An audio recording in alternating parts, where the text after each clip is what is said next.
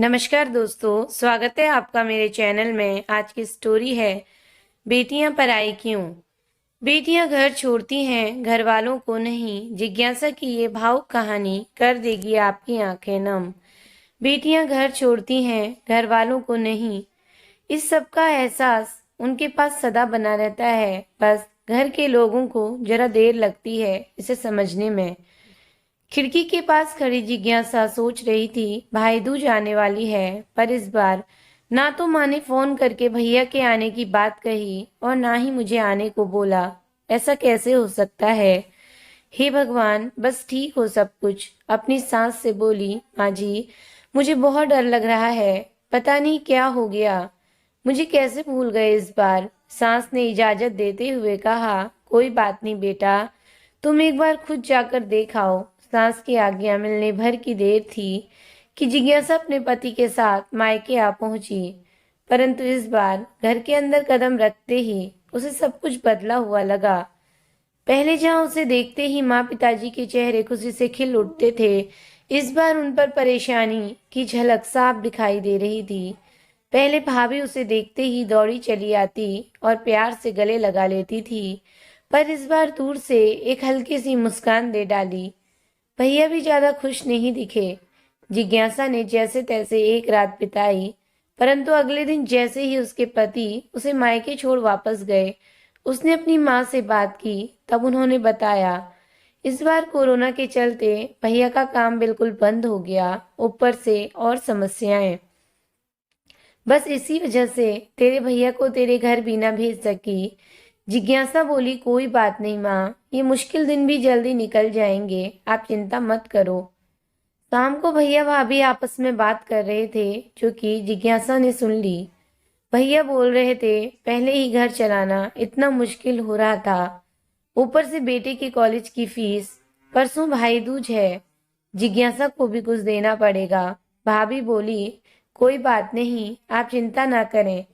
ये मेरी चूड़ियां बहुत पुरानी हो गई हैं, इन्हें बेचकर जो पैसे आएंगे उससे जिज्ञासा दीदी को त्योहार भी दे देंगे और कॉलेज की फीस भी भर देंगे। जिज्ञासा को यह सब सुनकर बहुत बुरा लगा। भैया भाभी ये क्या बातें कर रहे हैं? क्या मैं यहाँ उनको तंग करने या कुछ लेने के लिए आती हूँ? वह अपने कमरे में आ गई। तभी उसे याद आया कि शादी के कुछ समय पहले जब वो नौकरी करती थी, तो उसने बड़े शौक से अपनी पहली तनख्वाह लाकर अपने पापा को दी थी। तब पापा ने कहा था, ये पैसे अपने पास ही रख ले बेटा, मुश्किल वक्त में काम आएंगे। इसके बाद वह हर महीने अपनी सारी तनख्वाह बैंक में जमा करवाती रही। शादी के बाद जब भी मायके आई तो माँ ने उसे पैसे निकलवाने को कहा, पर जिज्ञासा हर बार कह देती कि अभी मुझे जरूरत नहीं, पर आज उन पैसों की उसके परिवार को जरूरत थी। वह अगले दिन ही सुबह भतीजे को साथ लेकर बैंक गई और सारे पैसे निकलवा कर पहले भतीजे के कॉलेज की फीस जमा की और फिर घर का जरूरी सामान खरीद कर घर वापस आ गई। अगले दिन जब भैया का टीका किया तो भैया ने भरी आंखों से उसके हाथ में 100 का नोट रखा। जिज्ञासा मना करने लगी तो भैया बोले, ये तो शगुन है पगली, मना मत करना। जिज्ञासा बोली, भैया बेटियां मायके शगुन के नाम पर कुछ लेने नहीं, बल्कि अपने माँ बाप की अच्छी सेहत की कामना करने, भैया भाभी को माँ बाप की सेवा करते देख ढेरों दुआएं देने और बड़े होते भतीजे भतीजियों की नजर उतारने आती हैं। जितनी बार मायके की दहलीज पार करती हैं, ईश्वर से उस दहलीज की सलामती की दुआएं मांगती हैं। जब मुझे देख माँ पापा के चेहरे पर रौनक आ जाती है, भाभी दौड़कर मुझे गले लगाती हैं, आप लाड़ लगाते हो, मुझे मेरा शगुन मिल जाता है। अगले दिन जिज्ञासा ने मायके से विदा लेकर ससुराल जाने के लिए जैसे ही दहलीज के पार कदम रखा कि भैया का फोन बज उठा। उन्हें अपने व्यापार के लिए बहुत बड़ा ऑर्डर मिला था।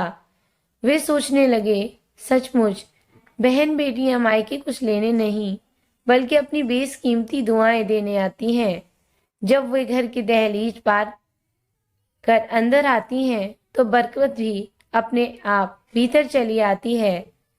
हर बहन बेटी के दिल से तमन्ना होती है कि उसका मायका हमेशा खुशहाल रहे और तरक्की करे। मायके की खुशहाली देख उसके अंदर एक अलग ताकत भर जाती है, जिससे उसके अपने जीवन में पेश आने वाली मुश्किलों का भी वो डटकर सामना कर पाती है। भैया की आंखों से खुशी के आंसू बहने लगे। तो दोस्तों, कैसी लगी आपको आज की ये कहानी? कमेंट में ज़रूर बताएं। अपना कीमती समय देने के लिए धन्यवाद दोस्तों।